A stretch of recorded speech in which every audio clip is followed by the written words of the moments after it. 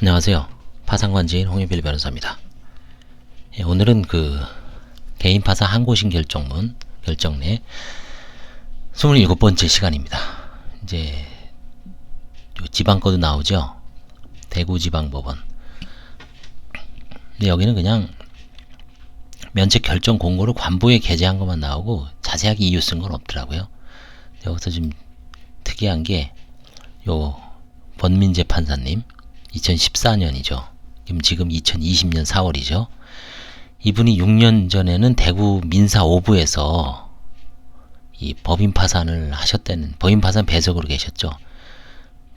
지금은 서울 회생법원 총괄 판사입니다. 작년인가요? 올해는 모르겠어요. 작년까지는 권민재 판사님. 지금은 이제 거의 단독 중에서 최선임이죠. 서울 회생법원에서는.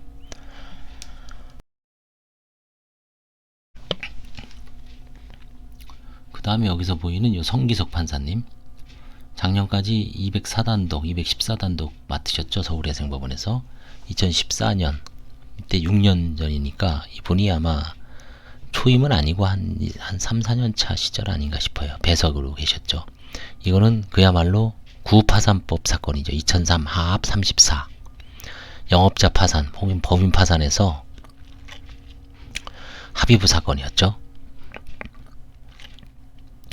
관제인은 공동으로 선임하는 그런 공고가 떴습니다. 그래서 울산지방법 제10민사부에 계셨네요. 2014년도에. 지방에는 이렇게 저거만 나옵니다. 이렇게 간단하게 면책 결정. 여기 또 나오죠. 권민재 판사.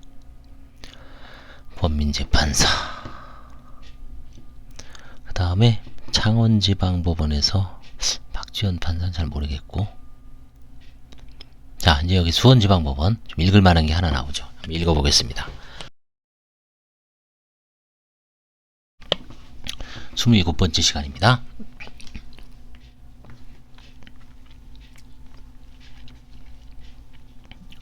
수원지방법원 제4파산부 결정. 원심 결정을 취소한다. 항고인을 면책한다. 인정사실. 이 사건 기록에 의하면 다음과 같은 사실을 인정할 수 있다. 항고인은 원리금 합계 약 10억 원의 채무를 지고 이제 2011년에 파산 면책을 신청했습니다. 원심법원은 6월 22일 항고인에 대해 파산을 선고하고 동시 폐지 결정을 내렸어요. 이게 참 동시 폐지가 이게 뜨거운 문제죠. 한번 결정을 내리면 파산은 어떻게 복원할 방법이 없습니다. 파산 폐지는. 근데 이제 그리고 나서 이제 면책 절차를 진행하는데 거기서 무슨 사단이 난 겁니다. 원심법원 2012년 4월 항고인이 송혜석과 김영산이 운영하는 포명산업 주식회사에 대한 보증채무로 인하여 파산에 이르게 됐는데, 송혜석과 김영산이 재산이 있어 송혜석과 김영산에 대한 구상권을 행수할 수 있음에도 이를 재산 목록에 기재하지 않았는데, 그쵸, 구상권을 행사할 수 있는 권리도 재산권은 맞죠. 그래서 이게 3호 허위 진술, 재산상태가 허위 진술 되죠. 그래서 불허가 결정을 내렸어요. 면책 불허가 결정을. 그러니까 항고인은 즉시 항고를 제기했습니다. 이 즉시 항고는, 불허가에 대해서 즉시 항고는 며칠이라고 그랬죠? 7일입니다. 14일이 아닙니다. 불허가 결정은 공고를 안 합니다. 공고를 안 하는 건 7일이에요. 무조건. 송달 받고서 7일. 공고하는 건 14일입니다. 그래서 이거는 불이익한 사람들은 하여튼 잽싸게 해야 됩니다. 한 3, 4일 내에 하십시오. 습관을 들여놓으면 됩니다. 아니면 최소한 내가 6일째까지는 모든 걸 다 해놓겠다는 각오로 하면 14일도 커버가 되고 6일도 커버가 되고, 그 다음에 이제 일단 제기해놓고 좀 보완을 하면 되죠. 3호는 이제 생략하겠습니다. 허위 진술이죠. 항고인은 송혜석과 김영산이 운영하는 포명산업 주식회사의 신보 기금에 대한 채무를 연대 보증하였고, 포명산업 주식회사가 95년경 부도가 난 후 보증 채무로 인하여 이 회사는 이제 어그러졌어요. 그러나 항고인은 송혜석과 김영산의 채무가 아닌 포명산업 주식회사의 채무를 연대 보증하였으므로 송혜석과 김영산에 대한 구상금 채권이 발생하였다고 볼 수 없을 뿐만 아니라, 그렇죠, 회사 채무를 보증했는데 개인 채무를 보증한 게 아니거든요. 설령 송혜석과 김영산도 항공인과 마찬가지로 포명산업 주식회사의 신보에 대한 채무를 연대부정하였고 원심법원이 말하는 구상권이 공동보증인 사이 구상권을 의미한다고 하더라도 항공인이 실제로 신보에 대한 대의변제를 한 것이 아닌 이상 구상금 채권이 발생하였다고 볼 수 없다. 원심법원이 말하는 구상금 채권이 민법 442조의 사전구상권을 의미한다고 하더라도 공동보증인 사이 구상관계를 규정한 민법 제448조가 사전구상권을 규정한 민법 제442조를 준용하고 있지 않은 이상 공동보증인 상호 간의 사전구상권을 행사할 수 없다. 이건 갑자기 여기서 민사법리가 나오죠. 아, 이거는 진짜 뭐 채권 총론을 좀 차분하게 읽어보시면 이거는 뭐 대학교 채권 총론을 처음 공부할 때라든가 아니면 고시 공부할 때는 객관식 준비하거나 이럴 때는 열심히 공부하죠. 여기는. 그래서 이게 그 항고심에서 지적하는 건 두 가지 점입니다. 이 항고인, 그러니까 채무자가 그 보증을 쓴 거는 법인에 대한 보증이지 연대보증이지, 그래서 법인 재산이 없기 때문에 사적 구상권이 발생할 수 없다.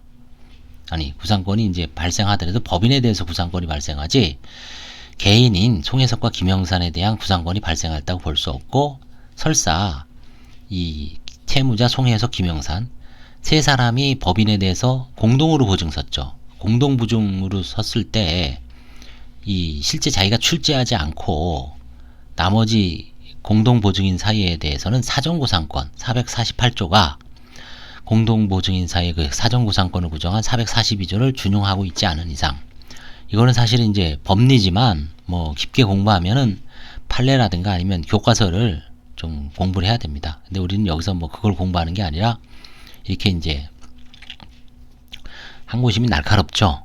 그래서 이게 뭔가 법리 오해를 한 거를 이렇게 바로 잡아서 채무자를 구제해 준 사안입니다. 참 중요한 역할이죠. 결국 항고인이 재산 상태에 관하여 허위 진술하였다고 볼 수 없고, 항고인에게 면책 불허가 사유 인정할 만한 이 사람 구상권 원심 너가 잘못이야, 이렇게 딱 아주 못을 박았죠. 참 대단합니다. 이거는. 그래서 공부를 열심히 해야 돼요. 열심히. 공부를 열심히 안 하면 참 남의 인생을 좀 잘못 판단할 수 있다는 게 참 어렵죠. 민사든 형사든. 그게 참 법조인으로서 특히 판단하는 판사는 참 무거운 책임이 있는 거죠. 참 어려운 직업입니다. 판사는. 뭐 변호사야 그 본인 의뢰인을 위해서 뭐 이런 주장 저런 주장을 최대한 하기 때문에 법원 입장에서 볼 때는 반은 거짓말일 수가 있죠. 이쪽 저쪽에서 얘기하는 게 다 맞을 수가 없으니까. 그렇지만 판단자인 판사는 참 중요한 직업입니다. 그렇죠? 김성수, 송영승, 김영욱. 이 김영욱 판사님, 이영욱인가? 김영욱 판사님인가? 이분이 아마 도산 전문 법관이 아닌가 싶은데 모르겠습니다. 잘. 그래서 이것도 2014년 5월 20일 날 아주 좋은 판결 같습니다. 그래서 오늘 27번째 판결은 원심법원이 사전구상권에 대해서 뭔가 오해를 해서 그거를 법리적으로, 오랜만에 거의 법리적인 게 없었잖아요. 그동안 다 그냥 너 말이 맞아, 원심 너 말이 원칙 불허가 맞는데 채무자가 지금 현재 그러나 이러이러한 또 좀 어려운 사정이 있으니까 좀 봐주자, 재량면책. 아니면 뭐 원심이 그 천안에서 그 왜 논산인가요? 그 땅 기재 안 한 거, 그거는 이제 같은 사실관계를 원심하고 항고심이 똑같은 사안을, 하나는 고의에 의한, 그러니까 원심은 고의에 의한 허위 기재, 항고심은 고의가 아니라 과실이다. 똑같은 사안을 한 사안은 고의로 보고 한 사안은 과실로 본 거죠. 그거 좀 인상적인 것 같고, 그 다음에 이거 지금 사전구상권 뭐 민법 442조가 나오고 448조가 나오죠. 그건 이제 좀 심도 있게 뭐 교과서라든가 주석서 이런 걸 좀 공부를 해야 됩니다. 다 잊어버렸죠. 그래서 법리적으로 이제 푸른 좀 유일한 사례가 아닌가 싶습니다. 감사합니다. 도움이 되셨다면 좋아요와 구독을 눌러주시고, 의문 나시는 거는 뭐 전화라든가 통해서 한번 상담을 받아보시기 바랍니다. 감사합니다.